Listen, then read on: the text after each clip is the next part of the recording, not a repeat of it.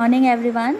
So today we are going to start a poem which is A Dust of Snow, written by Robert Frost. Students, before writing any theme or summary or question answers of any chapter, it is important to write and learn about each and every author and poets. Okay, because we are in higher class now, it is important to know about the writers as well. So here is a small presentation over the topic, and if we see something about Robert Frost, Robert Lee Frost was an American poet. So the full name of Robert Frost is Robert Lee Frost. His work was initially published in England before it was published in America.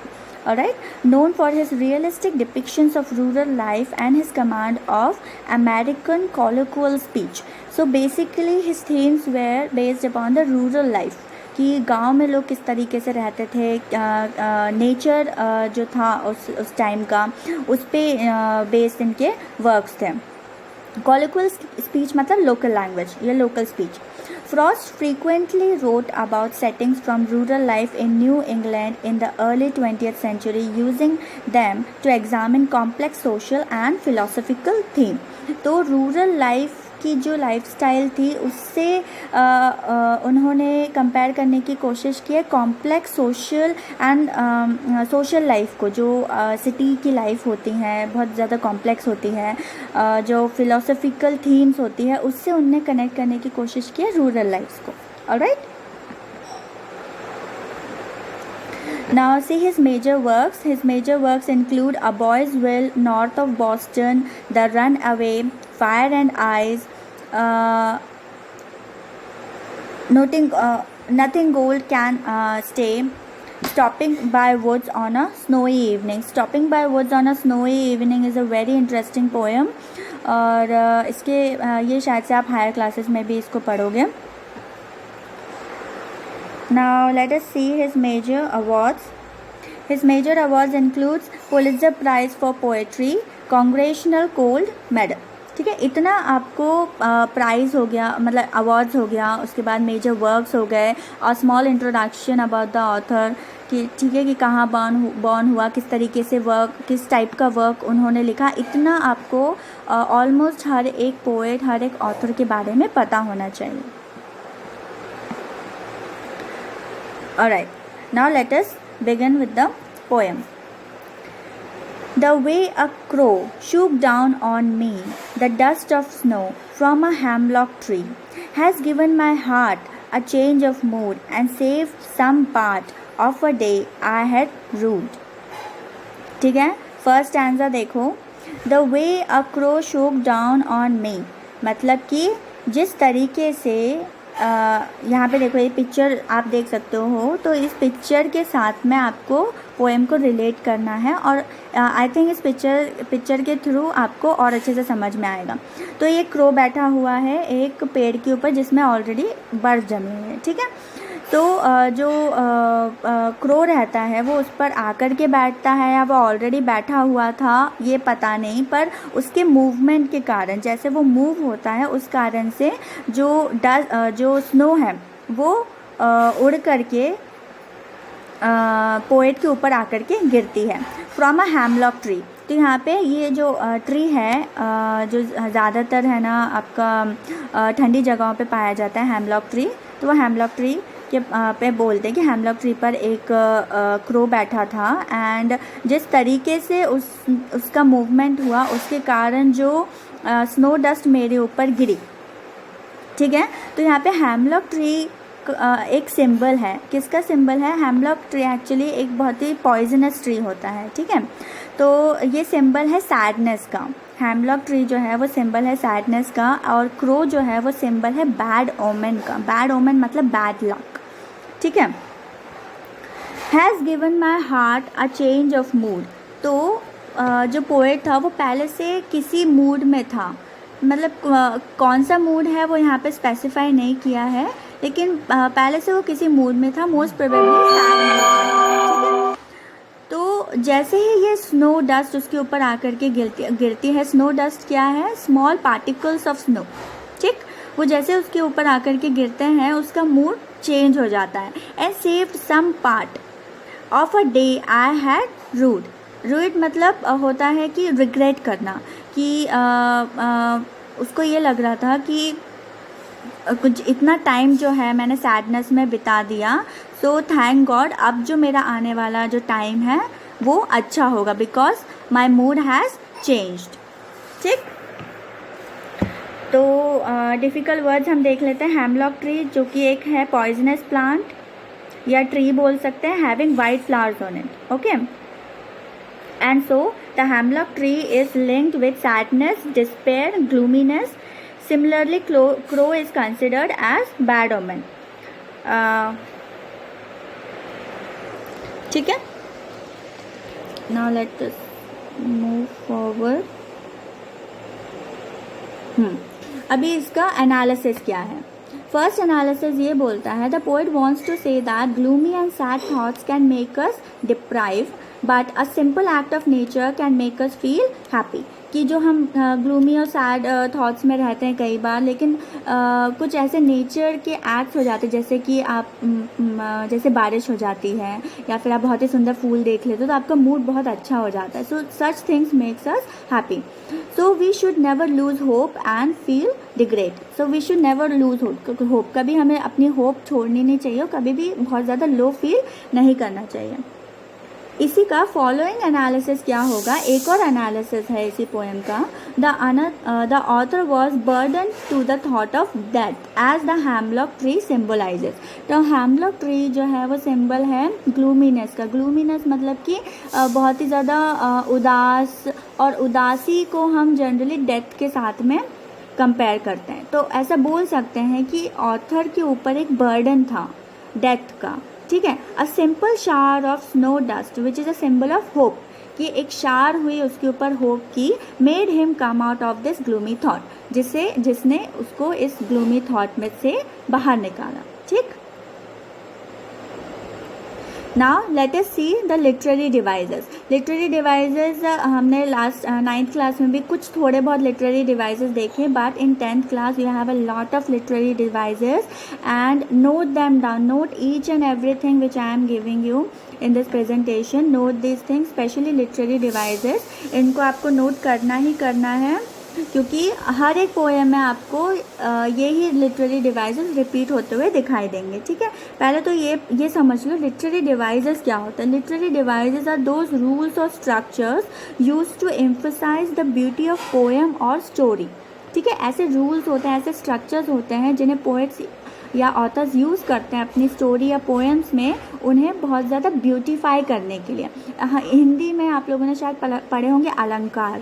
ठीक है, अलंकार जो हिंदी में होते हैं same वही English में literary devices होते हैं. ठीक है, तो सबसे पहला देखो राइमिंग स्कीम लिखा हुआ है. राइमिंग स्कीम मैंने आपको 9th क्लास में पढ़ाई थी. अभी जैसे ही आप ये पीपीटी ख़त्म करोगे, ये वीडियो देखना ख़त्म करोगे, सबसे पहले ग्रुप में आप इस पोएम का राइमिंग स्कीम सब टाइप करके भेजेंगे ग्रुप में कि इस पोएम का राइमिंग स्कीम क्या होगा. Then I will tell you the correct rhyme scheme. ठीक, तो उसके बाद सेकंड जो है इसमें लिटरेरी डिवाइसेस वो है इंजैम्पमेंट. इंजैम्पमेंट का क्या मतलब होता है, continuation of stanzas without punctuation. मतलब एक साथ एक ही विदाउट पंक्चुएशन, मतलब कोई फुल स्टॉप नहीं आ रहा है, कोई कॉमा नहीं आ रहा है, और लगातार ही वो लाइन चलती जा रही है. जैसे कि आप इसमें देखो पोएम में,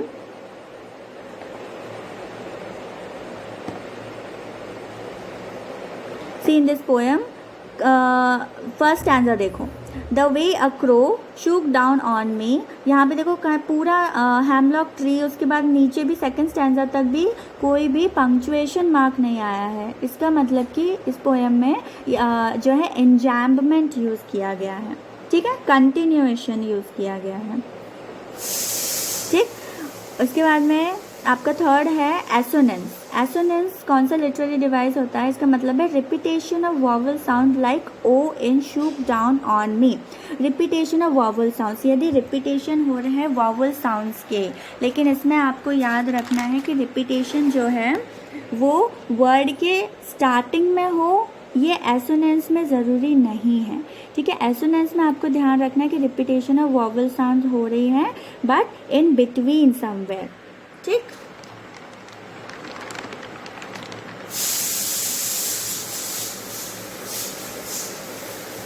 हाँ, इसमें जो पोएम है, पोएम में जा कर के हम देखते हैं।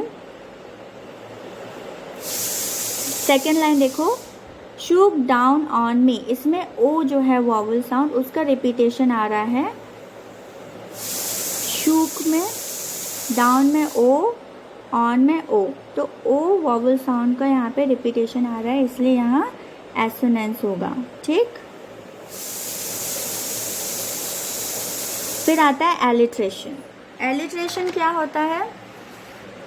Repetition of consonant sound at the beginning of two or more words which are place consecutively or together, ठीक है। Like has, have, saved some. क्या होता है इसमें आपको एलिट्रेशन में आपको कॉन्सोनेंट साउंड का याद रखना है, और कॉन्सोनेंट साउंड जो है वो बिगिनिंग में आनी चाहिए वर्ड्स के, ठीक है। जैसे कि देखो आप यहाँ पे पोएम में, यहाँ पे कॉन्सोनेंट साउंड कहाँ पर आ रही है? ये वाली लाइन देखो, हैज़ गिवन माई हार्ट, ठीक है। इसमें ह का आपको रिपीटेशन, एच का रिपीटेशन हो रहा है हैज़ में और हार्ट में, ठीक है। सो एच का रिपीटेशन यहाँ पर हो रहा है। उसके बाद में नीचे देखो, सेव्ड सम पार्ट, तो स साउंड का रिपीटेशन हो रहा है which is consonant. Alright, assonance में वॉवल साउंड का ध्यान रखना है, एलिट्रेशन में कॉन्सोनेंट साउंड का ध्यान रखना है, ठीक। उसके बाद एक जो लिटरेरी डिवाइस बचा है वो है कॉन्सोनेंस। कॉन्सोनेंस में भी repetition of consonant sound but anywhere in the word placed consecutively. इसका मतलब क्या होता है? देखो थोड़ा सा कन्फ्यूजन हो जाएगा यहाँ पे आपको, एक बार मैं और अच्छे से बता देती हूँ। एसोनेंस में वॉवल साउंड्स का हम ध्यान रखेंगे, ठीक है। जब कॉन्सोनेंट साउंड्स की बारी आएगी तो एलिट्रेशन जो होता है, एलिट्रेशन में एट द बिगिनिंग हमें ध्यान रखना है कि जो भी वर्ड है, जो भी कॉन्सोनेंट साउंड है वो वर्ड के स्टार्टिंग में यदि आ रहा है तो वो एलिट्रेशन होगा, और यदि वही कॉन्सोनेंट साउंड वर्ड के बीच में या फिर एंड में आ रहा है तो वो कॉन्सोनेंस हो जाएगा, ठीक है। ये एकदम से आपको याद नहीं होगा, जैसे जैसे हम और भी ज़्यादा पोएम्स पढ़ेंगे, और भी ज़्यादा पोएम्स में आपको यही सारे लिटरेरी डिवाइसेस मिलेंगे तो फिर ये सारी चीज़ें आपको क्लियर हो जाएंगी। इसमें एग्जांपल देखो, day I had rued, day I had rued, इसमें ड जो है वो कॉन्सोनेंट साउंड है, ड, ठीक है। तो ड साउंड का रिपीटेशन आ रहा है डे में, हैड ड में, रीड में, ठीक है।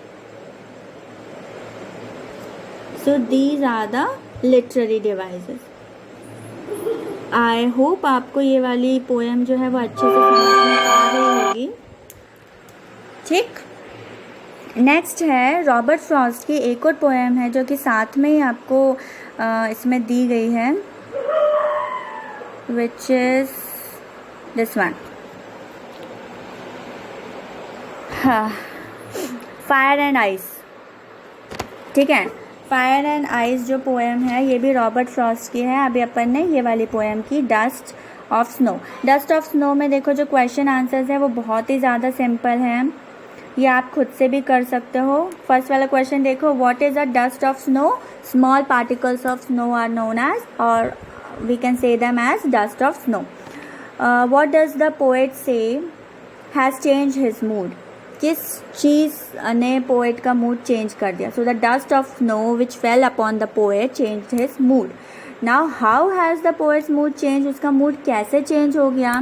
सो as soon as the coolness of the dust of snow, or you can say when the dust of snow fell upon the poet, when he felt the coolness of it, he got a sense of hope, and so his mood got changed, ठीक है।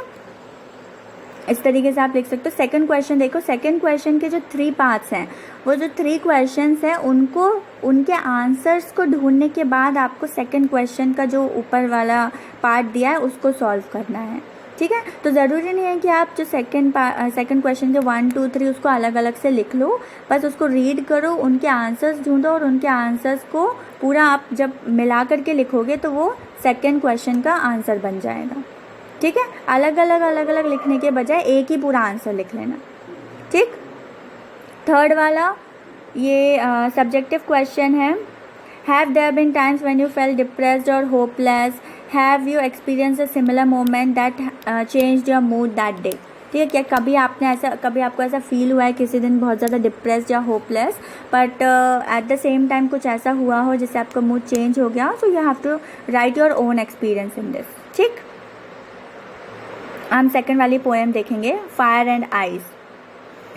Some say the world will end in fire, some say in ice.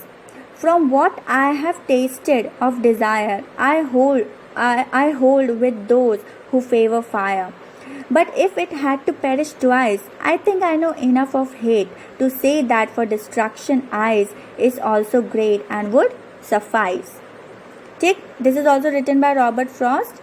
The difficult words are perish and suffice. Perish मतलब die, end होना, किसी चीज़ का ख़त्म होना। Suffice means to be sufficient, कि बहुत वो सफिशेंट है, उस काफ़ी है, ठीक है। तो अभी पोएम का इंट्रोडक्शन यदि मैं आपको दूँ, so the poem is inspired by Dante's Inferno, ठीक है, DANTE, Dante's. Dante is a author, ठीक है, बहुत ही फेमस ऑथर रहे हैं ये डेंटे। इनकी जो इन्फर्नो है, this is a book written by Dante. तो ये जो पोएम है ये डेंटे की इन्फर्नो से इंस्पायर्ड है, जिसमें ये बताया गया है कि वर्ल्ड जब एंड होगा तो जो सिनर्स हैं, जिन्होंने पाप किए हैं, the one who have done sins, तो they will live in fire, वो आग में रहेंगे, ठीक है। They would have to live in fire, और फायर जो है वो सिंबलाइज करता है हेल को। और वो हेल में किस तरीके से रहेंगे कि पूरा उनका जो बॉडी है वो आइस के अंदर डूबा रहेगा, सिर्फ उनका जो हेड है वो आइस के ऊपर रहेगा। इस तरीके से वो रहेंगे हेल में, दोज हु हैव डन सिन, ठीक।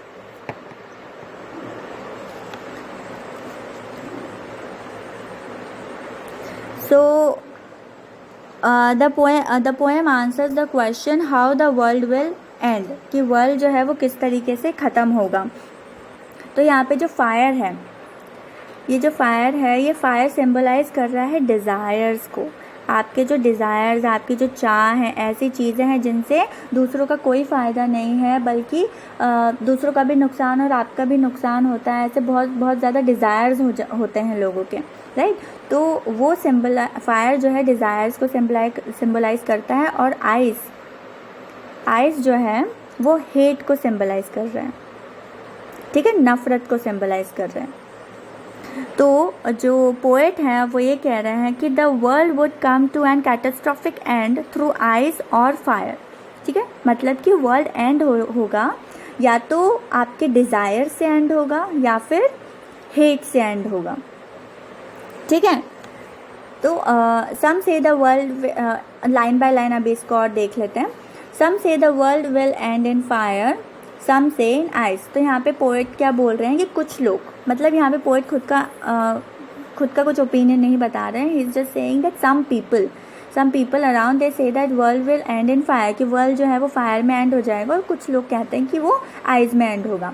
From what I have tested of desire, but यहाँ पे वो अपना एक्सपीरियंस बताते हैं कि मैंने जो डिज़ायर से एक्सपीरियंस किया है, I hold with those who favour fire, so I believe that the world will and with fire. But if it had to perish twice, now he says कि यदि वर्ल्ड को 2 बार ख़त्म होना हो, right, I think I know enough of hate, तो मुझे hate के बारे में भी बहुत अच्छे से पता है। To see that for destruction ice is also great and would suffice, कि डिस्ट्रक्शन लाने में, कैटास्ट्रॉफिक एंड लाने में, एपोकलिप्स लाने में आइज भी सफिशिएंट है, मतलब हेट भी सफिशिएंट है। जितनी पावर डिज़ायर में है वर्ल्ड को एंड करने के लिए, उतनी ही पावर हेट में भी है वर्ल्ड को एंड करने के लिए। ठीक है, so this is the meaning and the summary of the and the explanation of the whole poem. ठीक, अभी इसकी राइमिंग स्कीम देखो। राइमिंग स्कीम मैं इस वाली पोएम की आपको बता रही हूँ, बट जो फर्स्ट वाली आपकी पोएम है इसकी राइमिंग स्कीम सब अभी ग्रुप पर सेंड करेंगे। ठीक, इसकी राइमिंग स्कीम है आपकी ए बी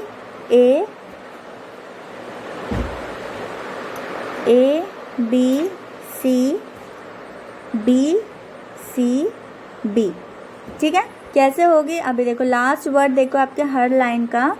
पहली लाइन का है फायर। फायर किसके साथ राइम कर रहा है? डिज़ायर के साथ, right. Fire, desire, then again comes fire. ठीक, तो फायर, डिज़ायर, फायर, इसलिए ए एंड देन ए। तीन पार्ट्स में डिवाइड करना है, मतलब तीन लाइंस में डिवाइड करना है इसको। ठीक है, ए हो गया। उसके बाद में आइज देखो। आइज जो है वो राइम कर रहा है ट्वाइस के साथ। Then again come ice and then suffice. ठीक है, तो यहाँ पर आ जाएगा आपका बी, फिर इधर आ जाएगा आपका बी, एंड लास्ट वाली लाइन में भी बी। ठीक, उसके बाद थर्ड क्या है? सी जो है हेट एंड ग्रेट, तो यहाँ पे आ जाएगा सी, यहाँ पे आ जाएगा सी। ठीक है, समझ में आया? तो इस तरीके से आपकी राइमिंग स्कीम है इस पोएम की, A B C B. Alright, अभी इसके लिटरेरी डिवाइसेस देखो। अभी अपन ने लास्ट पोएम के लिटरेरी डिवाइसेस देखे थे, सेम लिटरेरी डिवाइसेस इस पोएम में भी हैं। सबसे पहला जो है लिटरेरी डिवाइस वो है एन्जैम्बमेंट। ठीक है, वहाँ पे भी मैंने बताया था एन्जैम्बमेंट का मतलब ये होता है कि continuation of the poem without any punctuation marks in between. ठीक है, यहाँ पे स्टार्टिंग में देखो आपका फर्स्ट वाली लाइन जब होती है उसके बाद तो पंक्चुएशन आ रहा है। ठीक है, लेकिन यहाँ पे लास्ट सेकेंड पैराग्राफ में देखो, I think I know enough of hate to say that for destruction ice. इस वाली लाइन्स में पंक्चुएशन मार्क एकदम लास्ट में आता है, तो यहाँ पे एन्जैम्बमेंट यूज़ हुआ है। ठीक है, एग्जाम्पल यदि आपको देना होगा एन्जैम्बमेंट का तो आप क्या लिखोगे एग्ज़ाम में? आई थिंक, ठीक है, डॉट वुड सफाइज। ठीक, मतलब कि यहाँ से लेकर के यहाँ तक में एन्जैम्बमेंट यूज़ हुआ है। उसके बाद में क्या आता है? उसके बाद में आता है आपका alliteration.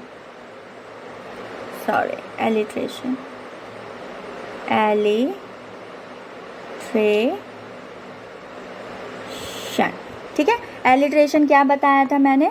Repetition of consonant sound at the beginning of 2 or more words which are placed consecutively or together. मतलब एक के बाद एक वर्ड्स होने चाहिए प्लेस्ड, और उनके स्टार्टिंग में, वर्ड के स्टार्टिंग में जो है कॉन्सोनेंट साउंड आना चाहिए। तो यहाँ पे कहाँ पर आ रहा है?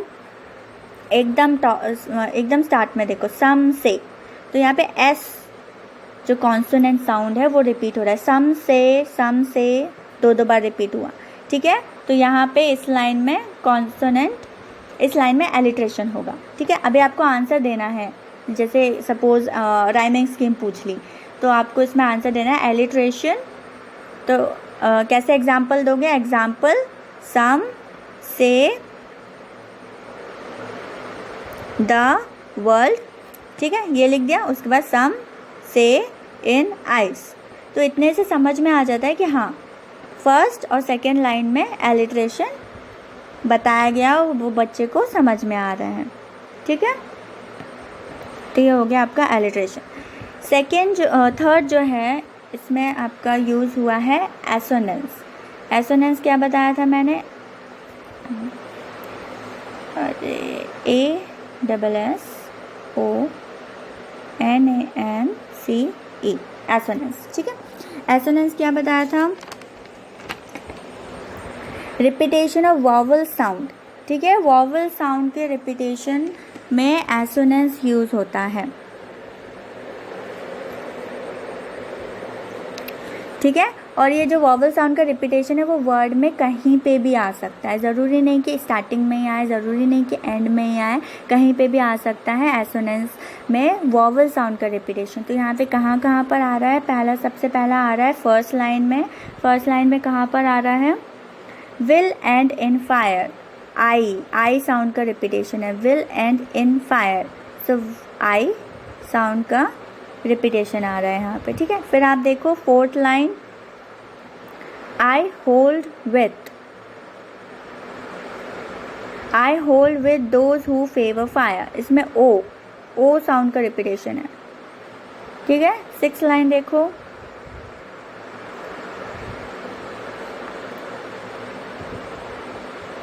आई think I know enough of hate, तो इसमें आई का भी साउंड है, आई थिंक आई। ठीक है, कॉन्सिक्यूटिवली एक के बाद एक वर्ड्स रखे हुए हैं और आई वॉवल साउंड का रिपीटेशन है, उसके बाद नो इनफ ऑफ हेट, तो इसमें ओ साउंड का रिपीटेशन है। ठीक है, तो ये हो गया आपका एसोनेंस। इसके बाद में आपका है कौन सा आ जाएगा? कॉन्सोनेंस। कॉन्सोनेंस कैसे आप याद रखोगे? सी से कॉन्सोनेंस स्टार्ट होता है, सी से कॉन्सिक्यूटिव वर्ड कॉन्सोनेंस स्टार्ट होता है। ठीक है, कॉन्सोनेंस सी से स्टार्ट होता है और कॉन्सोनेंट वर्ड्स भी सी से, ऑलमोस्ट प्रोनाउंसिएशन भी सेम है ना, तो ये तो याद हो जाएगा आराम से। तो कॉन्सोनेंट में कॉन्सोनेंट वर्ड्स जो रहते हैं, कॉन्सोनेंट्स के लिए जो वॉवल साउंड है वो वर्ड्स के बीच में या फिर एंड में आना चाहिए। यदि स्टार्टिंग में कॉन्सोनेंट साउंड आएगा तो वो एलिट्रेशन हो जाएगा। ठीक है, ये डिफरेंस है, स्टार्टिंग में है कॉन्सोनेंट साउंड तो एलिट्रेशन हो जाएगा, बीच में या एंड में है तो वो कॉन्सोनेंस कहलाएगा। ठीक है, तो कॉन्सोनेंस कहाँ पर है आपका? कॉन्सोनेंस किस लाइन में आ रहा है? फोर्थ लाइन देखो,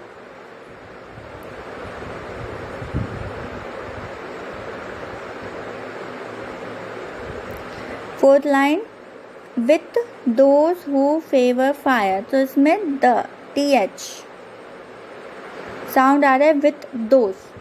ठीक है, यहाँ पे, तो यहाँ पे आपका कॉन्सोनेंस हो गया। और भी यदि आप एग्जाम्पल्स आप इन्हीं के ढूंढ सकते हो इसमें, तो आप वो भी एग्जाम्पल्स लिख सकते हो, कोई प्रॉब्लम नहीं है। फिर उसके बाद में एक बहुत ही इम्पॉर्टेंट जो इसमें लिटरेरी डिवाइस यूज़ हुआ है वो है एनाफोरा।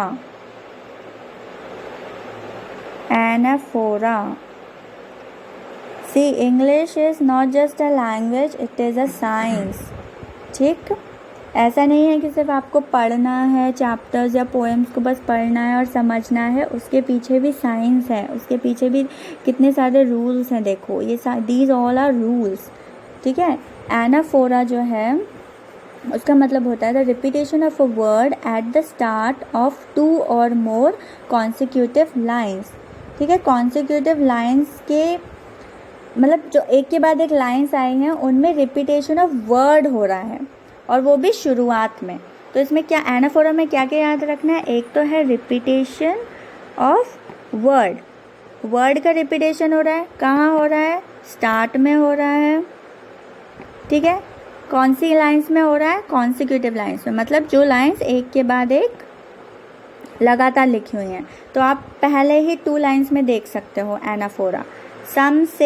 सम से रिपीटेशन हो रहा है वर्ड्स के, कहाँ पर हो रहा है? लाइन की स्टार्ट में हो रहा है। कैसी लाइन्स में हो रहा है? कॉन्सिक्यूटिव, एक के बाद एक जो लाइन्स रखी हुई है उनमें हो रहा है।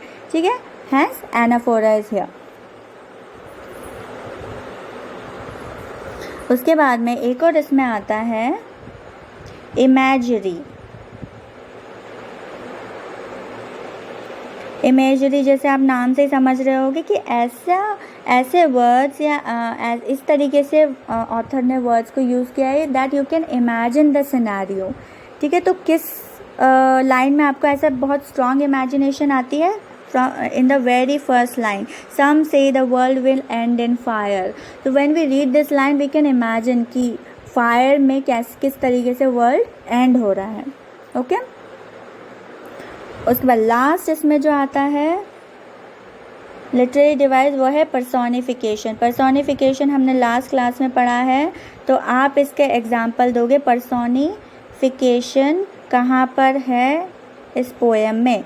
किन चीज़ों को पर्सोनिफाई किया है? पर्सोनिफिकेशन का मैं मतलब बता देती हूँ। मतलब ऐसी अनएनिमेटेड थिंग्स, ऐसी अनएनिमेटेड चीज़ें, मतलब ऐसी नॉन लिविंग चीज़ें जिनको ऑथर लिविंग तरीके से पोएम में दिखाता है।